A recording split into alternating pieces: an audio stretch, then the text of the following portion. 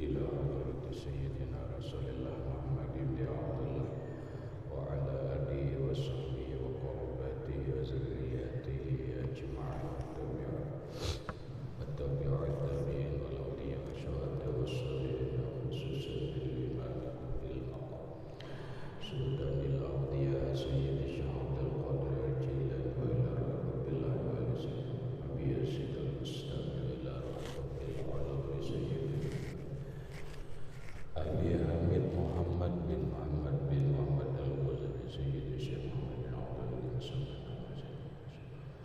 المنجد والسليم والرائع سوسن سيد ومرشد أن الله الكريم يتغشاهم بالرحمة والمغفرة ويعطي درجات من الجنة يعد علينا وعلى أهل بيتنا وأولادنا من بركاتهم ومن بركات علومهم وأسرارهم وأنوارهم ومعارفهم وكراماتهم بسر النبي وآل النبي لهم الفاتحة. أعوذ بالله من الشيطان. بسم الله الرحمن الرحيم. الحمد لله رب العالمين الرحمن الرحيم مالك يوم الدين إياك نعبد وإياك نستعين اهدنا الصراط المستقيم صراط الذين أنعمت عليهم غير المغضوب عليهم ولا الضالين. السلام عليكم ورحمة الله وبركاته. بسم الله الرحمن الرحيم. الحمد لله رب العالمين والصلاة والسلام على أشرف الأنبياء والمرسلين سيدنا وحبيبنا وشفيعنا وطبيب قلوبنا محمد وعلى آله وصحبه أجمعين. سبحانك لا علم لنا إلا ما علمتنا إنك أنت العليم الحكيم. وسبحان الله والحمد لله ولا إله إلا الله والله أكبر لا حول ولا قوة إلا بالله العلي العظيم. عدد كل حرف كتب ويكتب أبد الآبدين ودور الدهرين آمين. الصلاة والسلام عليك يا سيدي يا رسول الله. الصلاة والسلام عليك يا سيدي يا حبيب الله. السلام عليك أيها النبي ورحمة الله وبركاته. Puji dan syukur kita panjatkan kehadirat Allah Subhanahu wa Ta'ala yang mana dengan limpahan rahmat, taufik, hidayah, inayah serta riayahnya kita dapat kembali berkumpul di dalam ruangan masjid yang mulia ini dengan satu tujuan dan niat yang sama, yaitu melaksanakan sembahyang fardu maghrib berjamaah, kemudian menambah ilmu pengetahuan agama lewat pengajian kuliah ba'da maghrib yang selanjutnya. Semoga Allah Subhanahu wa Ta'ala memberikan taufik dan hidayahnya kembali kepada kita agar kita dapat mengamalkan apa yang kita kaji pada malam ini. Amin. Bapak-bapak, ibu-ibu, hadirin wal hadirat rahimakumullah. Pengajian kita pada malam ini adalah bab awal yang berkaitan dengan takbilu ainis sholihin wal ulama, mencium tangan orang soleh dan para ulama. Ada sebuah tradisi secara khusus di daerah kita, secara umum di Indonesia, bahkan ini terjadi di pelosok dunia. Ketika orang-orang berebut mencium tangan orang soleh, mencium tangan orang wali, dan mencium tangan orang alim atau tangan ulama. Bagaimana ini sudut pandang dalam pandangan agama?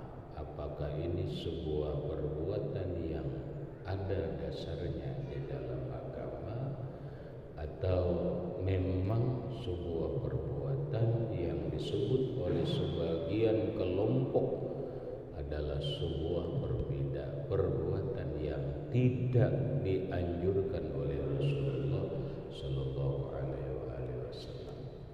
Hadirin rahimakumullah, dalam kajian-kajian fikih Syafi'iyah ataupun fikih-fikih yang lain disimpulkan bahwa takbilul yadis sholih, mencium tangan orang soleh, mencium tangan ulama, mencium tangan orang wali itu adalah merupakan sebuah perbuatan mustahab, perbuatan yang dianjurkan di dalam agama. Kalau sudah perbuatan itu dianjurkan di dalam agama, berarti ada dasar-dasarnya dalam kaidah agama. Salah satu alasan orang mencium tangan tersebut adalah penghormatan kepada orang tersebut. Yang kedua adalah litabarruk, untuk mengambil berkah. Mungkin ketika orang anak-anak mencium tangan orang yang agak dewasa atau orang tua, sementara orang tua itu bukan orang alim, bukan orang soleh atau apa, itu bagian daripada penghormatan. Bagian daripada penghormatan.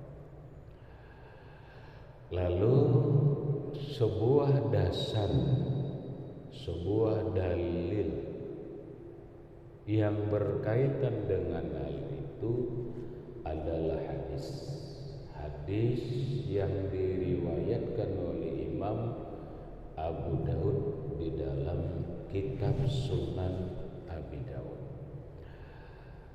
Anzari indari Zahri wa kana fi wabdi Abdul Qais qala lamma qadimna al-Madinata faja'alna natabadaru min rawahilina fanuqabbilu yadan Nabi sallallahu alaihi wa alihi wasallam wa rijlahu.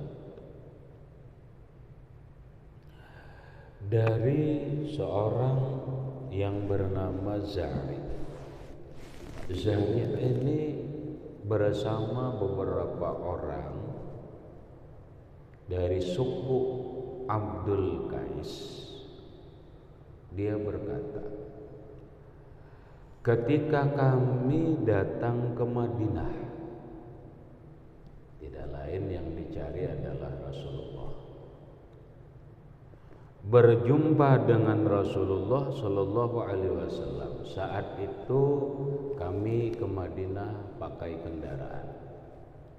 Maka turunan kami dari kendaraan berjumpa Rasulullah. Setelah berjumpa Rasulullah, kami nuqabbilu yadan Nabi, berebut mencium tangan Rasulullah Sallallahu Alaihi Wasallam, bahkan mencium kaki Nabi, bahkan mencium kaki Nabi. Nah, satu, seandainya ini dilarang dalam agama, pastilah Rasulullah itu menegur dan melarangnya. Yang kedua, yang dicium ini bukan hanya tangan, tetapi kaki. Malah batis Nabi yang dicium. Nabi tidak berkomentar, tidak ada berkomentar. Kamu jangan melakukan ini. karena ini adalah bentuk penyembahan. Dulu dalam riwayat lain Mu'az bin Jabal radhiyallahu an, ketika beliau dari Yaman dikirim Rasulullah, datang dari Yaman karena dikirim Rasulullah ke Yaman, kemudian pulang ke Madinah, mencium tangan Rasulullah sampai mencium kaki Rasulullah. Rasulullah memang berkata, seandainya boleh seseorang sujud kepada manusia, niscaya aku perintahkan seorang istri sujud kepada suaminya. Namun dalam hadis itu pun Nabi tidak ada, "Hei Mu'az, engkau sudah melakukan hal yang terlarang di dalam agama, engkau sudah melakukan penyembahan." Dua hadis. Nah, secara pokok di sini adalah mencium tangan Rasulullah Sallallahu Alaihi Wasallam. Ada seorang tabi'in yang bernama Sabit Al-Bunani. Sabit Al-Bunani ini setiap kali bertemu dengan Anas bin Malik radhiyallahu an, yang mana Anas bin Malik ini adalah sahabat Nabi. Sebahagian riwayat mengatakan 11 tahun 11 tahun berkhidmat di rumah Rasulullah Sallallahu Alaihi Wasallam. Tangan beliau sering bersentuhan dengan tangan Nabi.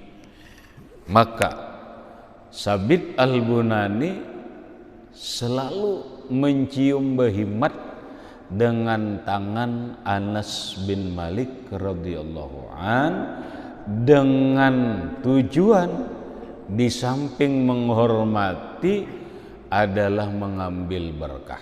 Beliau berkata, aku ingin bersentuhan dan menyentuh tangan yang pernah bersentuhan dengan Rasulullah Sallallahu Alaihi Wasallam. Nah, yang kedua, an Ibni Jad'an qala li Anasin amsastan nabiyya biyadika qala na'am.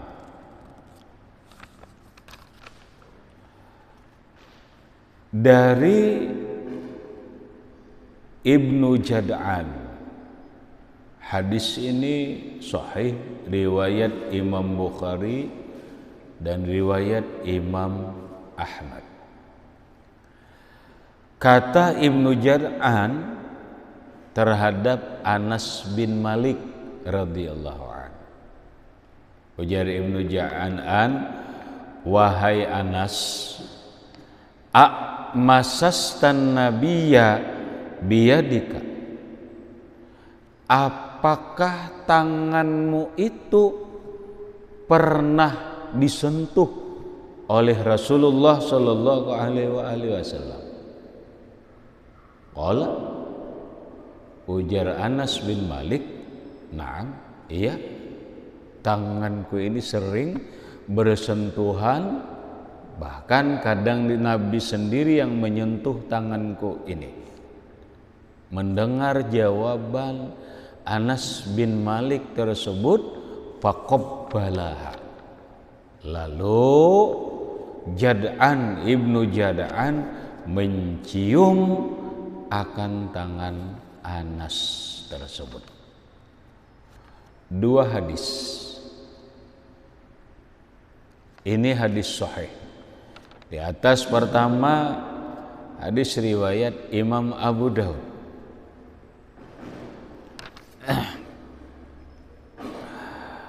Berikut hadis yang ketiga, hadis riwayat Jabir bin Abdullah, sahabat Nabi, yang diriwayatkan oleh Ibnu Al-Muqarri. An Jabirin radhiyallahu anhu anna Umar qabbala yadan Nabi sallallahu alaihi wa alihi wasallam.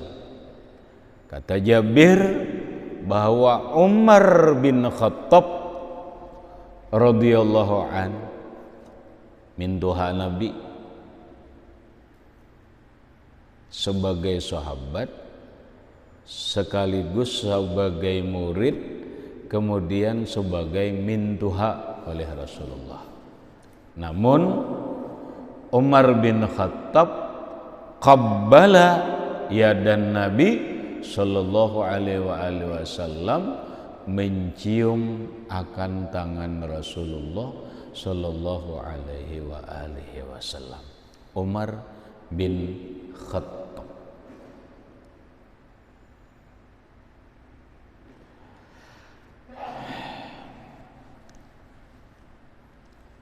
Kemudian hadis berikutnya, An Abi Malik Al-Ashja'i qala qultu li ibni Abi Aufa radhiyallahu anhu nawilni yadaka allati bay'ata biha Rasulullah sallallahu alaihi wasallam panawalaniha faqabbaltuha.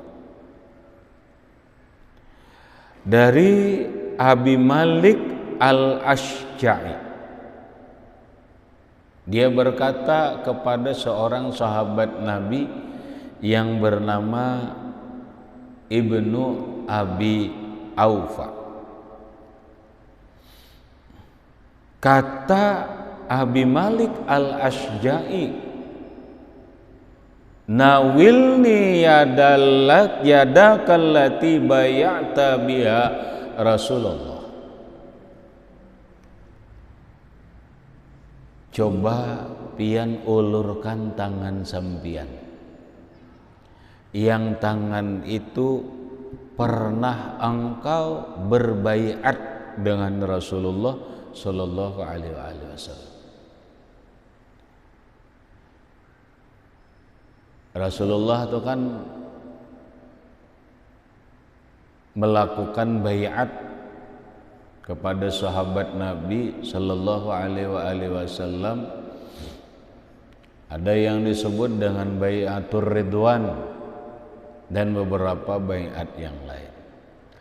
Biasanya baiat itu bukan hanya ucapan sumpah setia, tetapi kadang-kadang pakai tangan. Anggap kita mungkin bisa pakai ke ini lah. Karena baiat itu kan sumpah setia. Kalau sekarang ini boleh jadi kalau orang masuk dalam sebuah tarekat itu harus ada baiat dalam tarekat itu. Tinggal cara baiatnya. Nah, baiat di sini zaman Rasul itu pakai tangan. Lalu ujar Abi Malik Al-Ashja'i lawan Ibnu Abi Aufa, ulur pang tangan pian itu nah. Nang tangan pian itu pernah berbaiat lawan Rasulullah. Saat berbaiat itu kan pian bersentuhan tangan dengan Rasulullah. Mana tangannya? Lalu ujar Ibnu Abi Aufa, aku ulur tangan belak, aku ulur. Faqabbalaha, maka Abi Malik Al-Ashja'i mencium akan tangan Ibnu Abi Aufa yang pernah bersentuhan dengan tangan Rasulullah sallallahu alaihi wasallam. 4 hadis. Nah, lalu di sini ada yang disebut dengan hubungan. Ada hubungan yang disebut dengan musalsal bil musafahah,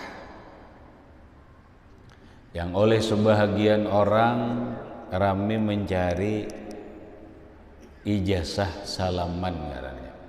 Salaman lawan Rasulullah. Kita ke guru, guru meijazahi, guru dari gurunya ke gurunya ke gurunya sampai kepada Rasulullah sallallahu alaihi wasallam. Maka secara kada langsung ketika kita berijazah musafahah itu sampai salaman kita ini lawan Rasulullah. Maka secara kada langsung kita pun musafahah lawan Nabi, bersentuhan lawan tangan Nabi. Dasarnya adalah hadis Nabi. Qala Rasulullah sallallahu alaihi wasallam, man safahani dakhalal jannah. Siapa yang bersalaman lawan aku masuk surga. Lalu oleh para ulama itu min asbabi dukhulil jannah. Salah satu sebab masuknya seseorang ke surga adalah pernah bersalaman lawan Rasulullah sallallahu alaihi wasallam. Mestinya sahabat. Lalu sambungan hadis Nabi, man safahani dakhalal jannah. Orang yang bersalaman lawan orang yang orang itu pernah bersalaman lawan aku, dakhalal jannah, dia masuk surga. Wa man safahani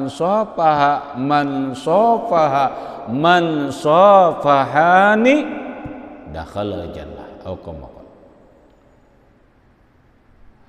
Orang yang pernah bersalaman lawan orang, yang orang ini bersalaman kepada orang, yang orang ini bersalaman kepada orang, yang orang ini pernah bersalaman kepada Rasulullah, dakhalal jannah, masuk surga.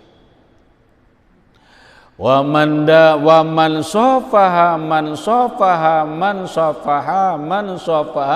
man safahani ilal yaumil qiyamah dakhalal jannah. Atau kama qala Rasulullah sallallahu alaihi wasallam. Orang yang bersalaman lawan orang, orang ini bersalaman lawan orang, orang ini pernah bersalaman lawan orang, walau sampai kiamat rintitannya, kata Rasulullah, dakhalal jannah. Maka adalah yang disebut dengan hadis musalsal bil musafahah. Hadis baijazah bersalaman lawan guru, yang guru itu bersalaman lawan gurunya, beijazah gurunya bersalaman lawan gurunya, beijazah gurunya beijazah lawan bersalaman lawan gurunya, sampailah kepada Rasulullah sallallahu alaihi wasallam. Maka ketika orang itu pernah berijazah salaman itu kepada Rasulullah, walaupun kita kada beijazah, kita salamani orang itu, maka seakan-akan kita pun bersalaman lawan Rasulullah sallallahu alaihi wasallam. Berkahnya sampai. Hadirin rahimakumullah. Kemudian ada hadis sahih riwayat Imam Bukhari rahimahullah, an Suhaibin qala ra'aitu Aliyan yuqabbilu yadal Abbasi wa rijlaihi. dari Suhaib. Kata Suhaib, aku melihat Sayyiduna Ali karramallahu wajhah mencium tangan Abbas. Mencium tangan Abbas. Bahkan bukan hanya tangan Abbas yang dicium oleh Ali, tetapi warijlaihi, dan dua batis Abbas pun dicium oleh Sayyiduna Ali karramallahu wajhah. Untuk apa Sayyiduna Ali mencium Abbas?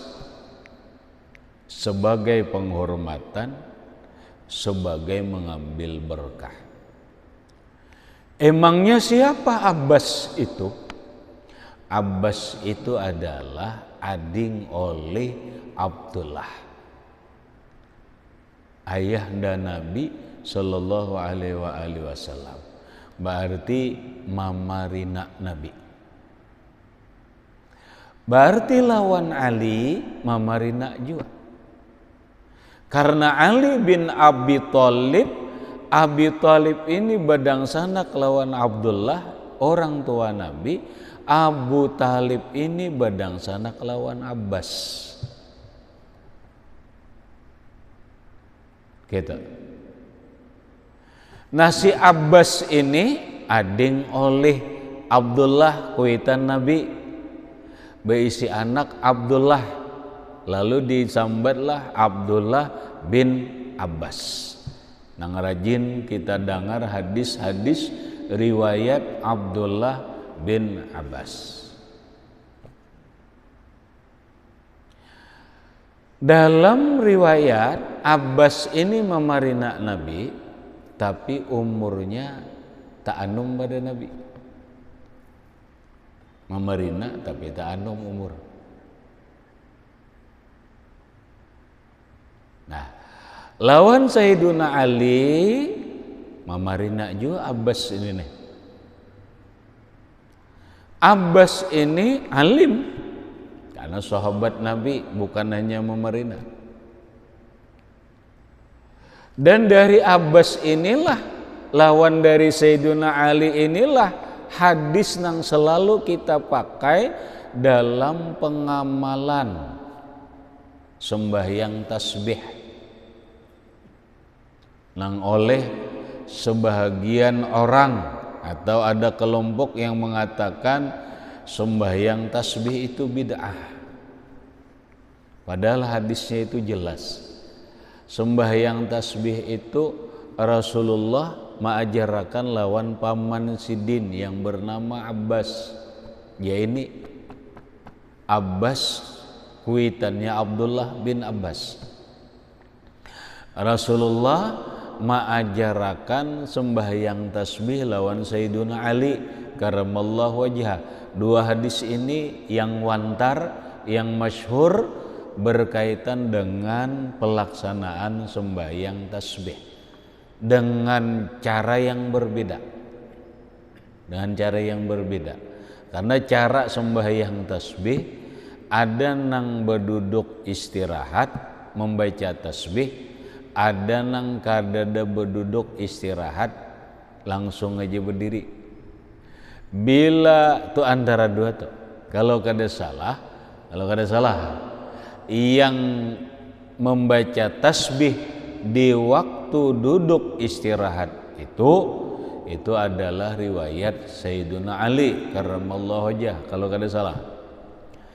Kemudian riwayat daripada Abbas bin Abdul Muthalib sembahyang tasbih naik langsung kada duduk istirahatan membaca tasbih kada. Nah, maksud ulun adalah Rasulullah memberikan pesan khusus kepada Mamarina Sidin yang bernama Abbas ini.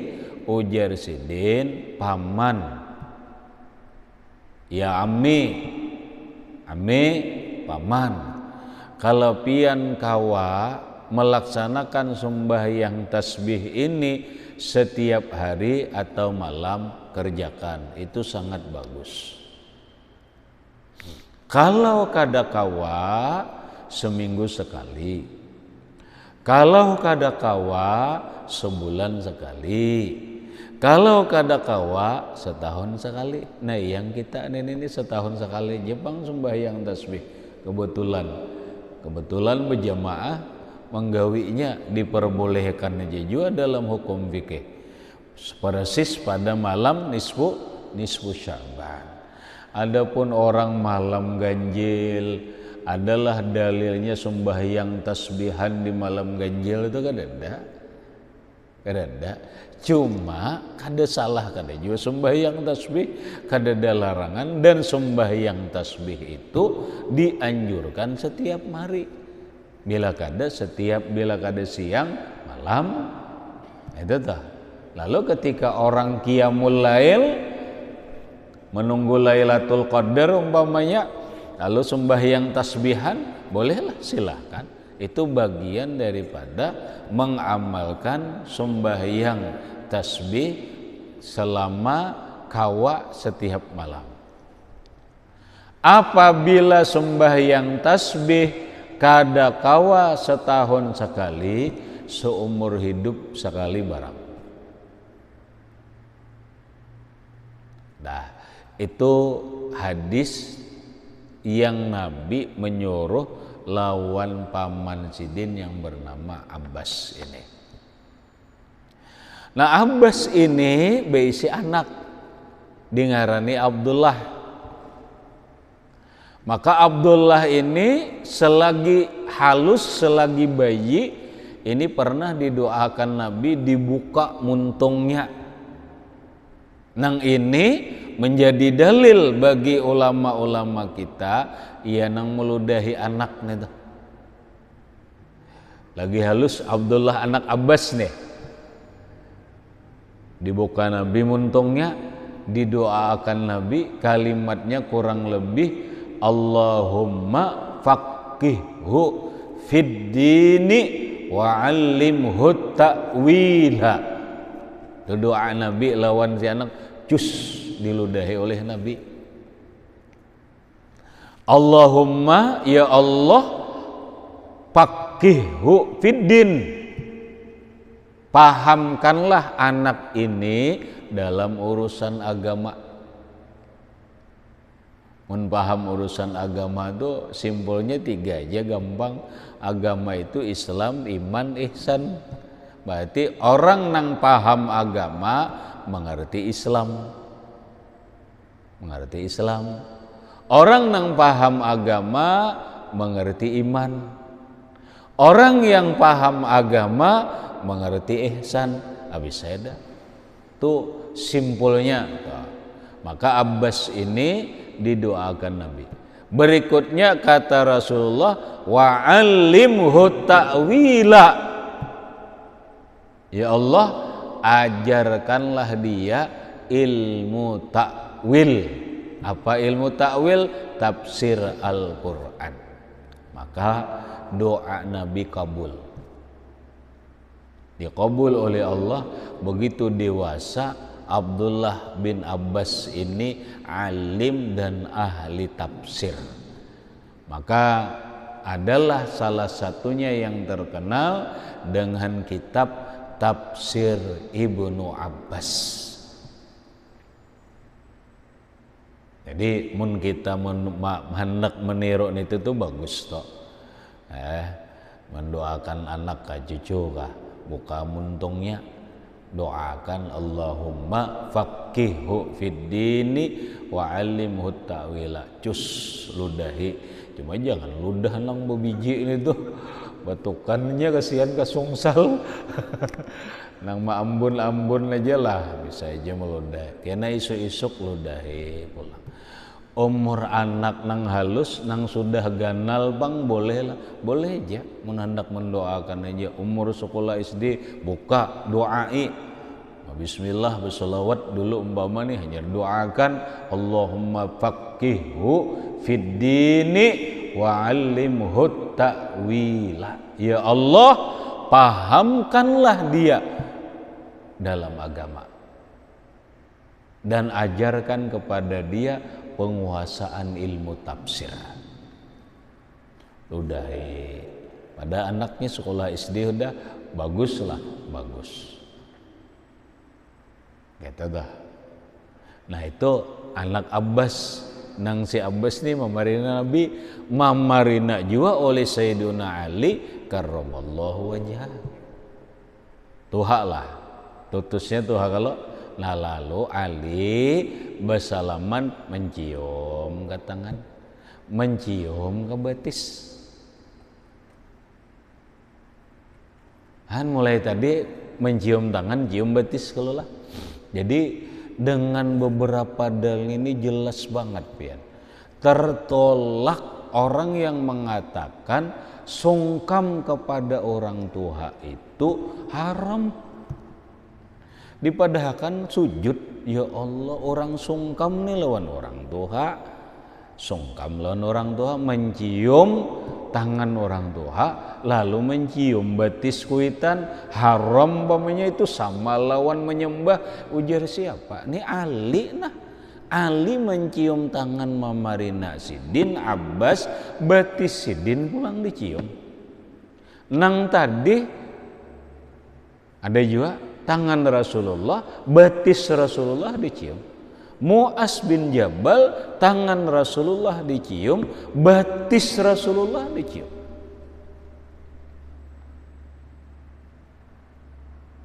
Dah. Jadi sangat tertolak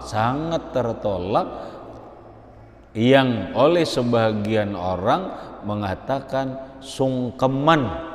Itu biasanya para hari raya tuh keluaran itu tuhnya dalil itu haram jer sungkam lawan orang tua. Ya Allah, habis kayak apa amma hormati kuitan.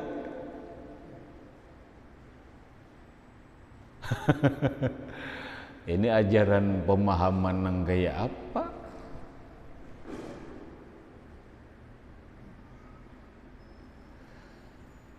Silahkan.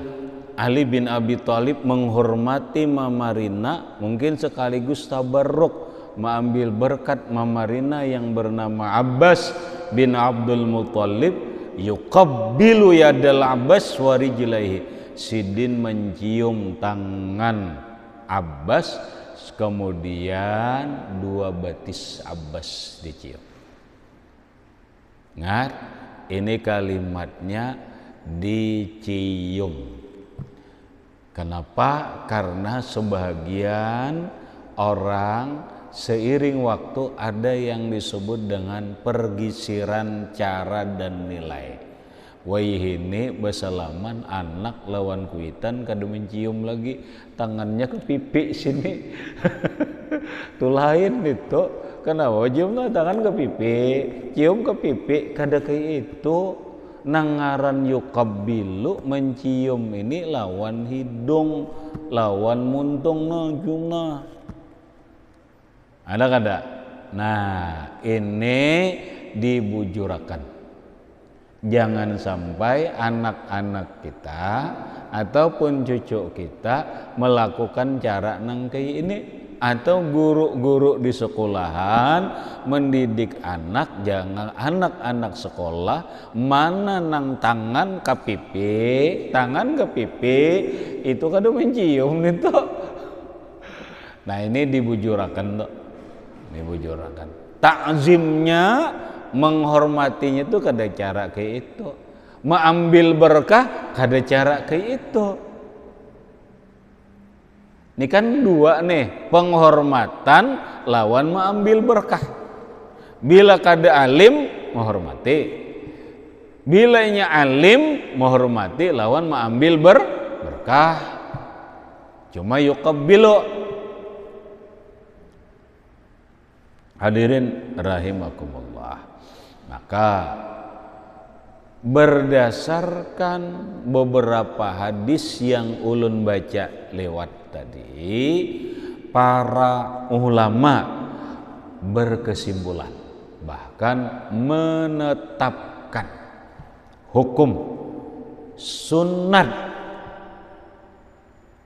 istimbat ngarannya, menyimpulkan dengan beberapa hadis nang lewat tadi. Para ulama menyimpulkan bahwa sunat mencium tangan ulama, sunat mencium tangan guru, sunat mencium tangan orang soleh, dan tangan orang-orang yang kita hormati. Menghormatinya karena agama, karena orang tua, bukan karena dia pejabat. Ada juga orang bina menyuruk lawan pejabat, wah mencium tadi ulun tak suah melihat nang kayak ini, oh ya Allah dalam hati ini apa maksud ini nih. Nah ini mungkin bahasa orang ini caper aja nih, cari perhatian aja nih, jangan-jangan menjilat nih. Nah, jangan karena dia pejabat, jangan karena dia orang sugih, jangan. Karena agamanya, karena menghormati orang tua. Karena laisa minna man lam yarham sagirana walam yuwakkir kabirana walam ya'rif li'alimina haqqan atau qala sallallahu alaihi wasallam. Kata Rasul, bukan golongan kami, bukan jalan kami orang yang tidak menyayangi yang muda, orang yang muda tidak menghormat kepada orang tua, dan orang yang tidak mengenal hak orang alim. Hadirin rahimakumullah. Sekali lagi garisannya karena menghormati orang tua, kemudian karena agamanya. Jangan karena dia pejabat, jangan karena dia orang sugih. Kalau karena orang pejabat, orang sugih, lalu dia merendahkan diri, ini berbahaya. Salah, dia masuk ke dalam hadis Nabi ini, man tawadha'a li ghaniyin li ghinahu. Orang yang merendahkan diri kepada orang sugih, artinya menghormat banget toh, mentazim banget lawan orang sugih. Liginahu, karena kesugihannya,